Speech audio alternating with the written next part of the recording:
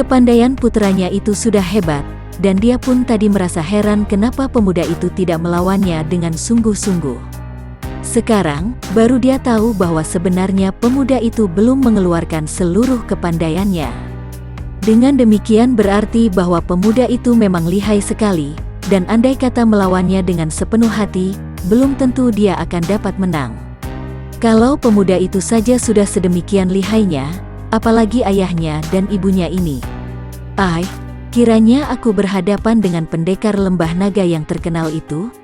Selamat datang dan selamat berjumpa, Chia Tai Hiap. Sudah lama kami mendengar akan kebesaran namamu, dan memang kami ingin sekali berkenalan. Nenek itu berkata dan kini dia tidak merasa rendah untuk mengangkat kedua tangan memberi hormat kepada Chia Sin Leong. Sesungguhnya, aku hanya ingin menguji kepandaian putera dari pendekar lembah naga, dan kunjungan Tai Hiap sungguh merupakan hal yang amat menggirangkan hatiku. Siapa yang sudi berkenalan dengan segala datuk kaum sesat? Baby Chu berkata dengan suara menghina. Wanita yang keras hati ini telah marah sekali ketika tadi melihat kesombongan nenek ini yang mendesak puteranya, apalagi sesudah mendengar ucapan suaminya betapa puteranya ini tadi sengaja mengalah. Chia Sin Leong tidak segalak istrinya, akan tetapi, tentu saja dia pun tidak ingin berkenalan dengan seorang datuk dari kaum sesat yang tadi dilihatnya menyerang puteranya dengan dahsyat, dan dengan penuh nafsu membunuh. Maka dia pun membalas penghormatan itu dan berkata dengan suara dingin, "Kami menyusul putra kami untuk mencari Lian Hong. Setelah kini kami bertemu dengan anak itu, kami tidak ingin mengikat persahabatan dengan siapapun juga." Melihat sikap yang begini angkuh dari pendekar lembah naga, terdengarlah suara orang menggereng marah. Yang menggereng marah itu adalah para pimpinan Butek Kaipang. Ada 3 orang di antara mereka yang dianggap sebagai pimpinan. Jumlah para anggota Butek Kaipang hanya tinggal 24 orang saja ketika perkumpulan ini ditundukkan oleh Lem Sin. Dan di antara yang 24 itu, 3 orang kakek pengemis itu merupakan pimpinan atau murid utama. Sebetulnya, dahulu, sebelum nenek Lem Sin menguasai dunia selatan dan menundukkan perkumpulan ini, sesudah membunuh ketuanya yang berjulukan Butek Sin Kai, pengemis sakti tanpa tanding, anggota perkumpulan ini berjumlah banyak. Lalu muncul Lem Sin yang membunuh banyak anggota Kaipang sekaligus membunuh ketuanya. Yang lain-lain, yaitu sisanya yang tinggal 24 orang itu, dipimpin oleh 3 orang kakek ini, kemudian takluk dan menyerah. Melihat bahwa mereka dapat menjadi pembantu-pembantunya yang amat baik, nenek itu lalu menerima mereka. Bahkan nenek itu lalu memperbaharui Kaipang itu, mengadakan aturan-aturan baru dan bahkan mendidik mereka dengan ilmu silat yang ampuh. Terutama sekali 3 orang ini telah digemblengnya hingga kepandaian mereka maju banyak sekali. Dan semenjak dipimpin oleh nenek Lem Sin, perkumpulan ini betul-betul menjadi butek tanpa tanding. Ketiga pengemis inilah yang membuat nama Lem Sin terkenal, tanpa si nenek itu turun tangan sendiri. 3 orang pimpinan pengemis itu rata-rata berusia 60 tahun, dan mereka bertiga adalah ahli-ahli mainkan tongkat akar bahar, yang berada pada punggung mereka itu dengan ilmu tongkat Hok Mopang, yaitu ilmu tunggal yang diturunkan oleh Lem Sin kepada mereka semua, dan yang membuat mereka itu tak pernah dapat dikalahkan lawan. Para pengemis ini sangat taat dan takut kepada ketua mereka, yang mereka tahu amat sakti. Juga mereka itu amat mencinta Lem Sin, karena sejak ada nenek inilah nama dan derajat mereka terangkat, dan kehidupan mereka menjadi lebih maju dan makmur. Maka tadi, pada waktu mereka menerima isyarat dari ketua mereka lalu mengadakan pencegatan dan pengepungan kepada Chia Han Tiong, akan tetapi tak berani turun tangan karena belum menerima perintah ketua mereka. Ketika ketua mereka bertanding, mereka hanya nonton dengan keyakinan penuh bahwa ketua mereka tentu akan mampu mengalahkan pemuda lihai itu. Kini, melihat munculnya pendekar lembah naga, dan melihat sikap para keluarga pendekar lembah naga yang demikian angkuh serta merendahkan ketua mereka yang telah bersikap manis, maka 3 orang pimpinan pengemis itu menjadi marah sekali. Mereka menggereng untuk menarik perhatian ketua mereka, dan ketika nenek Lem Sin memandang kepada mereka, seorang di antara mereka memberi isyarat dengan tangan minta izin untuk menyerang pendekar itu. Lem Sin tersenyum sambil mengangguk sedikit, hampir tidak kentara. Chia Tai Hiap, kami 3 orang pimpinan Butek Kaipang minta petunjukmu, 3 orang itu berkata dan meloncat ke hadapan pendekar itu sambil mencabut senjata masing-masing, yaitu tongkat akar bahar hitam yang melingkar-lingkar seperti tubuh ular itu. Dengan muka merah Baby Chu hendak maju, akan tetapi suaminya menahannya dan memegang lengannya, lalu pendekar ini melangkah maju menghadapi ketiga orang kakek itu. Kami datang bukan untuk mengadu ilmu. Pangcu, kami telah menerima penghinaan. Pangcu boleh jadi berhati lapang, akan tetapi kami tidak dapat mendiamkannya begitu saja, dan harap Tai Hiap suka membuktikan bahwa Tai Hiap pantas bersikap angkuh terhadap Pangcu kami. Majulah kalau kalian penasaran, kata Chia Sin Leong yang masih berdiri tegak dan tetap bersikap dingin. Keadaan menjadi tegang. Baby Chu, Chia Han Tiong dan Lian Hong memandang dengan penuh perhatian, sedangkan Nenek Lem Sin juga memandang dengan penuh perhatian. Sepasang mata nenek itu mencorong dan bibirnya yang keriputan menahan senyum. 3 orang pimpinan pengemis itu saling pandang sejenak, lalu mereka mengangguk dan ada isyarat pada pandang mata mereka.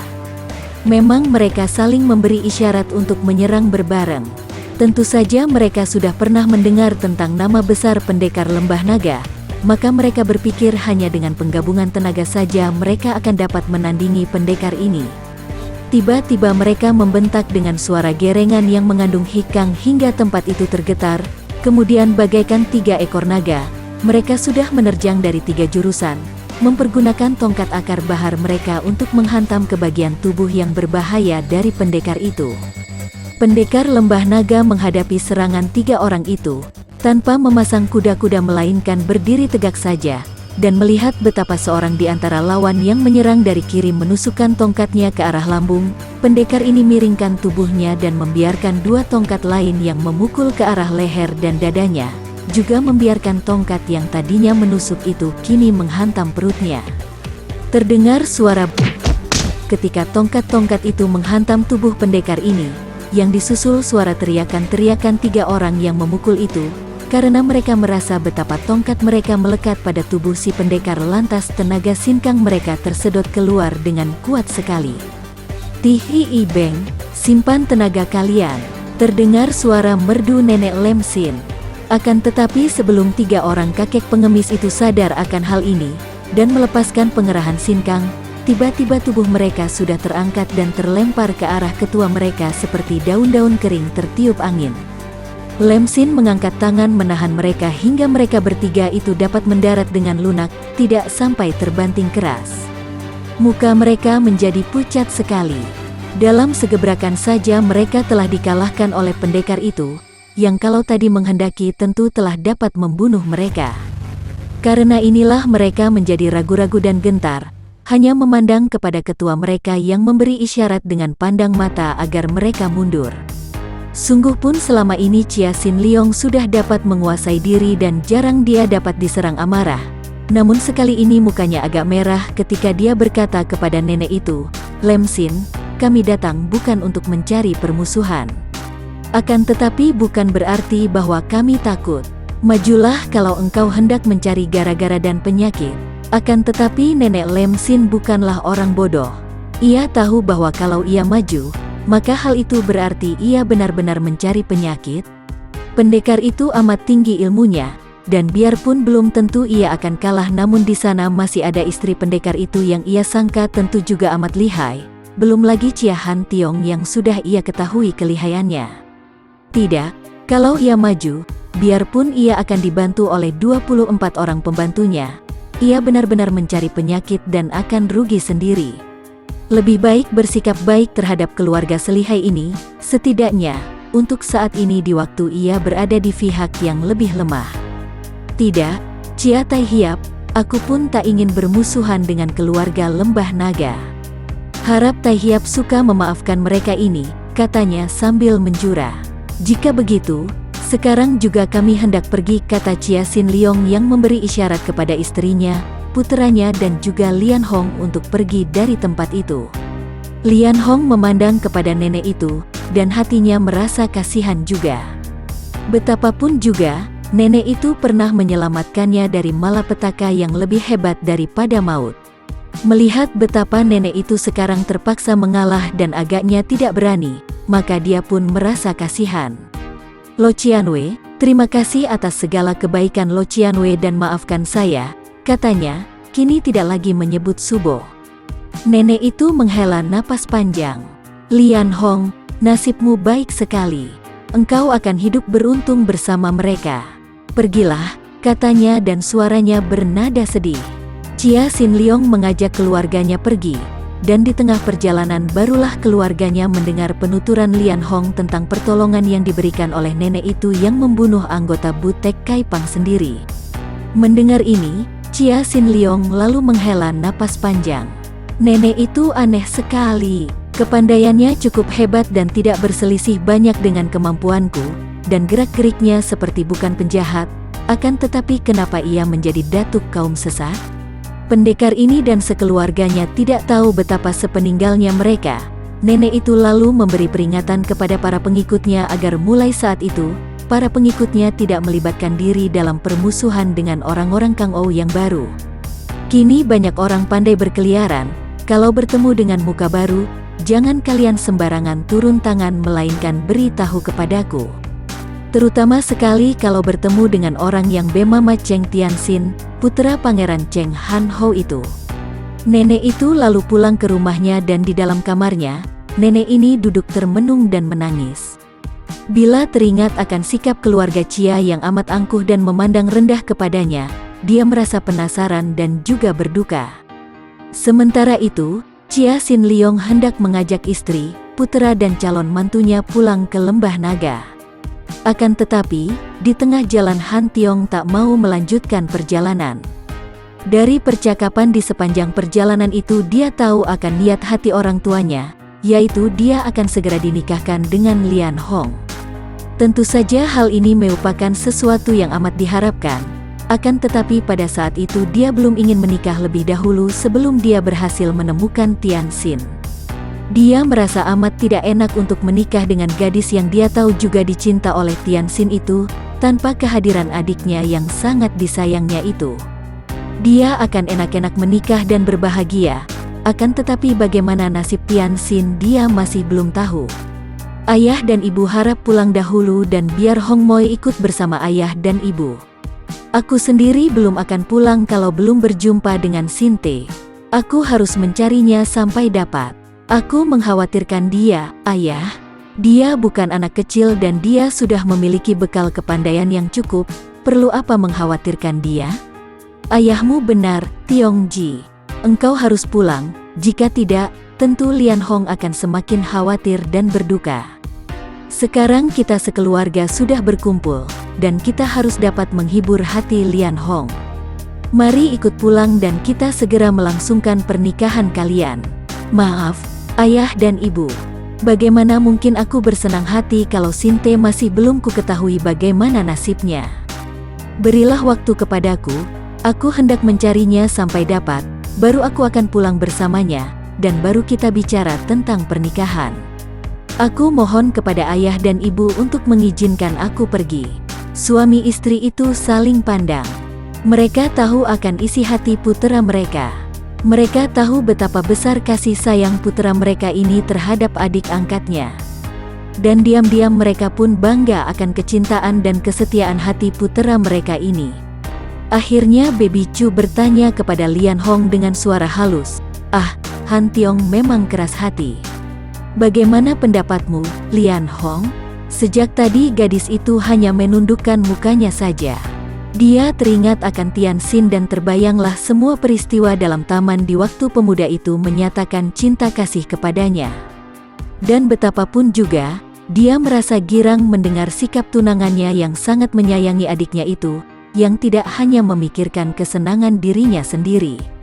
Oleh karena itu, dengan suara tegas dia pun menjawab, "Saya kira pendapat Tiong Koko amatlah bijaksana, dan saya dalam keadaan berkabung ini, saya belum dapat berpikir tentang pernikahan."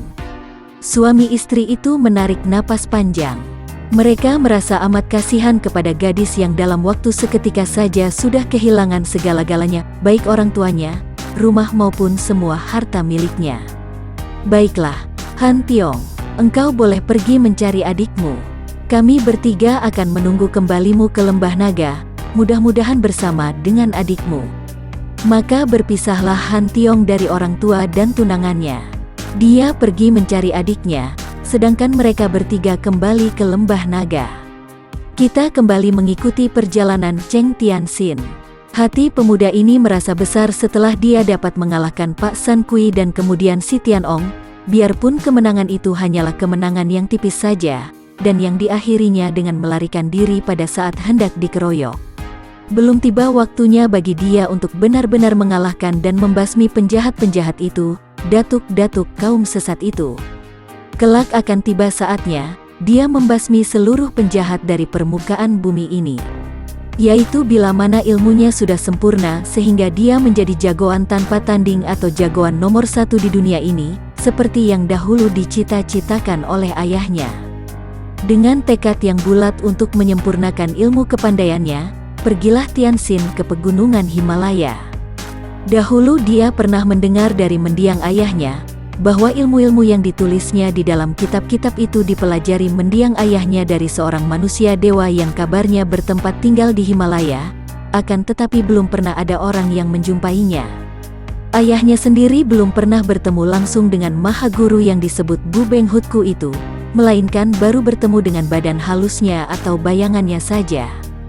Dia harus dapat bertemu dengan Bu Beng Hutku atau setidak-tidaknya menghubungi badan halusnya. Dan untuk itu kini dia harus pergi ke Himalaya, untuk menyempurnakan ilmu-ilmu peninggalan ayahnya dan menemui pertapa-pertapa sakti yang dapat memberi petunjuk selanjutnya kepadanya. Setelah melakukan perjalanan merantau di daerah pegunungan Himalaya, dan beberapa kali menghadapi bahaya-bahaya maut, bukan hanya bertemu dengan binatang-binatang buas, akan tetapi juga terancam kelaparan serta kedinginan yang sangat hebat. Akhirnya pada suatu hari Tianxin diserang angin badai yang amat hebat, sehingga dia bergegas mencari tempat perlindungan. Dari bawah dilihatnya sebuah mulut goa di atas puncak. Dengan susah payah, melawan angin yang seolah-olah hendak menerbangkannya ke jurang, angin besar yang membuat pohon-pohon raksasa tumbang, Tianxin berhasil juga mencapai goa itu dan setelah dia berada di dalam goa, maka selamatlah dia dari serangan angin yang masih menghembus lewat di depan mulut goa sambil mengeluarkan suara mengerikan. Lewat kurang lebih 1 jam sesudah angin badai itu mereda, barulah Tianxin sempat memperhatikan goa yang telah menyelamatkannya itu. Goa itu cukup lebar, ada 4 meter lebarnya, dan dalamnya tidak kurang dari 5 meter. Dia segera masuk ke dalam dan ternyata goa itu membelok ke kiri. Ketika dia masuk terus ke kiri, pada sudut goa itu, di dalam cuaca yang remang-remang, nampaklah olehnya sesosok tubuh yang kurus kering sedang duduk bersila dengan kedua kaki di atas kedua paha dan 2 tangan terletak di atas lutut. Dia terkejut dan mendekat. Orang itu tidak bernapas lagi.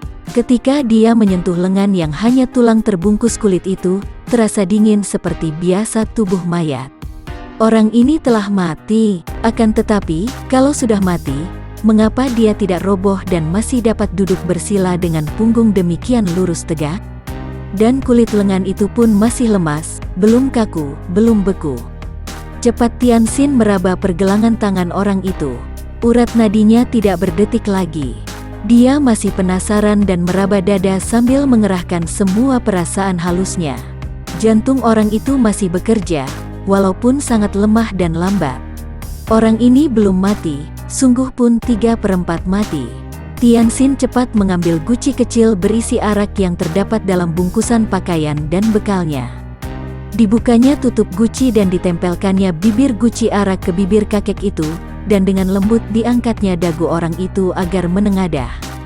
Mula-mula bibir itu mengeras dan seperti melawan, akan tetapi ketika tetes pertama dari arak itu mengenai bibir, tiba-tiba saja bibir itu menyedot dan guci arak itu menempel pada bibir dan isinya seperti disedot oleh tenaga yang amat kuat sehingga sebentar saja isinya pun habis, semua memasuki perut orang itu melalui mulutnya. Tianxin terkejut dan maklumlah dia bahwa yang disangka mayat seperempat hidup ini ternyata adalah seorang yang pandai. Maka setelah menurunkan guci kosongnya, dia pun lalu menjatuhkan diri berlutut di depan kakek itu. Harap Lo Qianwei suka memaafkan Tecu atas kelancangan Tecu, katanya menghormat. Kakek itu berdahak lalu terbatuk-batuk kecil dan tubuhnya bergerak. Matanya terbuka dan sepasang mata yang mencorong memandang ke arah Tianxin, lalu terdengar suaranya yang pelan dan kaku, suara orang yang sudah puluhan tahun tidak pernah bicara. Engkau telah menggagalkan aku memasuki keadaan abadi. Tapi bukan salahmu, melainkan salahnya badan ini yang tidak dapat menahan bau arak. Hahaha, agaknya inilah karmaku. Lo Qianwei, Tecu mohon petunjuk, kata Tianxin dengan girang, karena dia merasa yakin sudah berjumpa dengan orang pandai. Tecu Cheng Tianxin merasa berbahagia sekali dapat berjumpa dengan Lo Qianwei di sini. Harap Lo Qianwei sudi memperkenalkan diri. Kakek itu menarik napas panjang sambil melonjorkan kedua kakinya yang agaknya terasa pegal-pegal. Apa artinya nama? Jika orang-orang macam aku masih mencari nama, perlu apa mengasingkan diri di tempat seperti ini? Orang muda, engkau sudah menyeret aku kembali ke dunia penuh perasaan ini, dan kini aku merasa lapar sekali, perutku minta diisi. Apa engkau membawa makanan untukku? Ada, Lo Qianwei. Tianxin cepat membuka bungkusannya dan mengeluarkan roti kering yang dibawanya bersama daging kering. Kakek itu cepat-cepat menyambar roti serta daging kering lalu makan dengan lahapnya, dipandang oleh Tianxin yang merasa kagum karena kakek itu sanggup menghabiskan seperempat potong saja. Dia pun menyerahkan guci air yang segera diminum oleh kakek itu dengan lahap. Setelah kenyang, baru kakek itu bicara.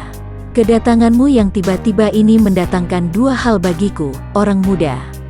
Pertama, engkau kembali mendatangkan kehidupan bagi tubuh yang hampir mati ini.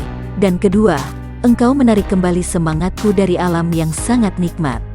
Akan tetapi biarlah, memang agaknya aku masih harus bertahan hingga beberapa lama lagi. Apa maksudmu? Seorang pemuda remaja seperti engkau datang ke tempat sunyi seperti ini? Lo Qianwei, terus terang saja, Tecu pergi merantau ke pegunungan Himalaya ini untuk mematangkan ilmu, dan di samping mencari guru-guru yang pandai juga Tecu ingin sekali bertemu dengan seorang Lo Qianwei yang berjuluk Bu Beng Hutku. Kakek itu tertawa. Bu Beng Hutku? Hahaha, aku pun bernama Bu Beng, dan entah ada berapa ribu pertapa di daerah ini menggunakan nama Bu Beng. Orang-orang macam kita sudah tidak mengenal nama, maka disebut Bu Beng tanpa nama.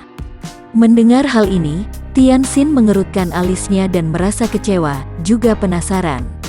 Akan tetapi, Lo Qianwei, yang disebut Lo Qianwei Bu Beng Hutku itu benar ada. Beliau adalah guru dari mendiang ayah Tecu, bahkan Tecu telah mempelajari ilmu-ilmu ciptaan beliau. Tecu ingin bertemu dan menghadap beliau untuk memperoleh penjelasan tentang ilmu-ilmu itu. Sungguh menarik. Coba kau ceritakan lebih jelas lagi, barangkali aku akan dapat menolongmu.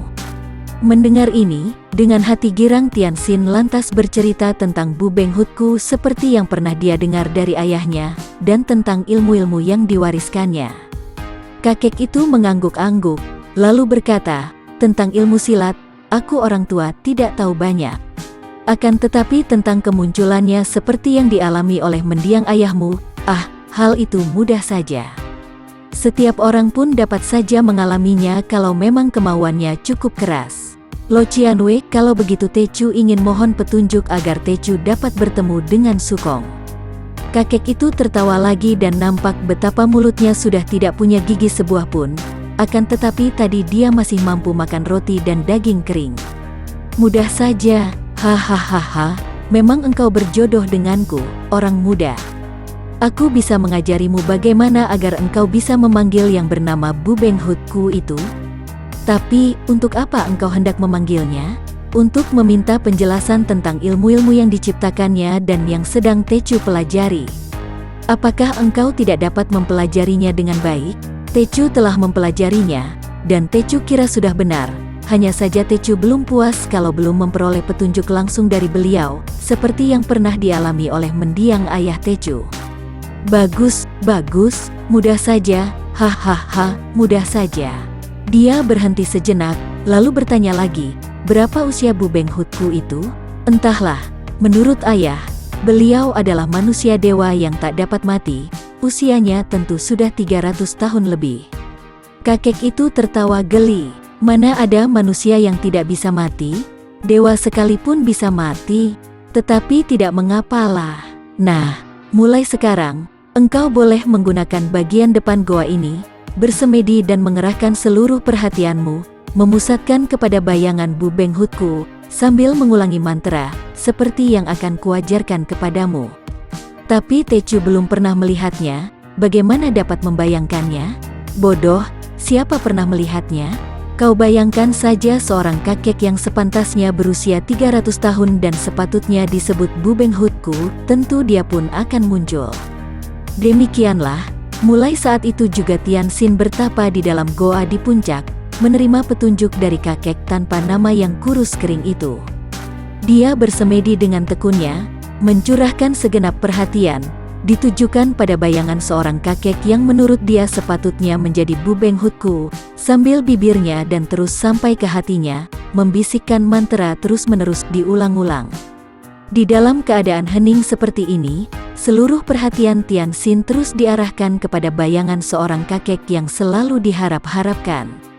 Seperti yang pernah dialami oleh mendiang ayahnya, Cheng Han Ho, 20 tahun yang lalu, kini Tian Xin juga dapat berjumpa dengan seorang kakek yang dianggapnya sebagai Bu Beng Hutku, yang memberi petunjuk padanya dalam mempelajari ilmu-ilmu Hok Leong Sin Chiang dan Hok Te Sin Kun, juga semedi dengan jungkir balik. Selama 6 bulan Tian Xin menggembleng diri di dalam goa itu, bukan hanya untuk menyempurnakan latihannya atas semua ilmu peninggalan ayah kandungnya, akan tetapi juga melatih diri dengan ilmu-ilmu yang pernah dilihatnya dari pengalamannya pada saat melawan Pak San Kui maupun si Tian Ong. Di samping ini, dia pun menerima petunjuk dalam menghimpun kekuatan sihir oleh kakek penghuni goa itu, yang merasa suka kepada Tian Xin yang pandai mengambil hati. 6 bulan lewat dengan sangat cepatnya dan pada suatu pagi, Tian Xin berpamit dari kakek pertapa yang tidak dikenal namanya itu, meninggalkan goa turun dari puncak. Akan tetapi, kalau ada orang melihatnya 6 bulan yang lalu, dan membandingkannya dengan keadaannya pada pagi hari ini, orang itu tentu akan terheran-heran. Tian Xin yang menuruni puncak di pagi hari ini sungguh jauh berbeda dengan Tian Xin 6 bulan yang lalu. Memang dia masih tampan sekali, masih rapi pakaiannya, masih gagah sikapnya. Akan tetapi ada perbedaan pada pandang matanya yang mencorong itu, ada sesuatu yang menyeramkan dan aneh pada pandang matanya, dan ada sesuatu yang berbeda pada mulutnya yang selalu tersenyum itu, karena senyumnya itu bukan senyum yang hangat, melainkan senyum dingin, senyum seperti orang memandang rendah atau mengejek. Gerak-geriknya lebih halus daripada 6 bulan yang lalu, sikapnya lebih tenang dan matang, kini penuh kepercayaan kepada diri sendiri. Dan ketika dia menuruni puncak itu, larinya cepat seperti terbang saja. Tujuan pertamanya adalah mengunjungi neneknya, yaitu Sang Ratu Hamila, ibu kandung dari ayahnya. Paman dari ayahnya, yaitu Raja Agahai yang sekarang menjadi raja, adalah seseorang yang bertanggung jawab atas kematian ayah bundanya. Raja Agahai adalah salah seorang di antara musuh-musuh besarnya yang harus dibalasnya lebih dulu. Maka tanpa merasa ragu lagi berangkatlah Tian Xin menuju ke daerah di sebelah utara tembok besar itu. Dia tidak mau melewati lembah naga, akan tetapi mengambil jalan memutar dari barat, melalui provinsi Tibet, Qinghai dan Kansu. Daerah yang amat luas, melalui banyak padang pasir, pegunungan dan hutan-hutan lebat. Perjalanan yang sangat jauh dan sukar, namun ditempuhnya dengan seenaknya saja. Dimanapun dia berada, setiap kali bertemu dengan penjahat-penjahat yang melakukan perbuatan jahat, Tian Xin tidak pernah tinggal diam. Dia tentu turun tangan dan memberi hajaran yang amat keras, bahkan amat kejam kepada para penjahat. Dia akan menyiksa, membikin cacat, membunuh secara yang amat kejam dan mengerikan kepada penjahat-penjahat yang ditemukannya dalam perjalanannya. Oleh karena itu, Maka dalam waktu sebentar saja namanya telah menjadi sangat terkenal sehingga mulai muncullah julukan pendekar sadis. Dan memang Tianxin pantas sekali disebut pendekar sadis.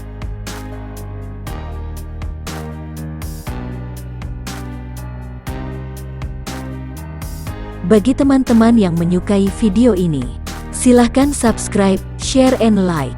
Jangan lupa nyalakan bunyi loncengnya untuk mendapatkan video-video terbaru dari kami, agar kami terus bersemangat dalam membuat video-video yang menarik. Mohon maaf kalau masih banyak kesalahan di sana-sini. Semoga kedepannya kami bisa lebih baik lagi. Terima kasih.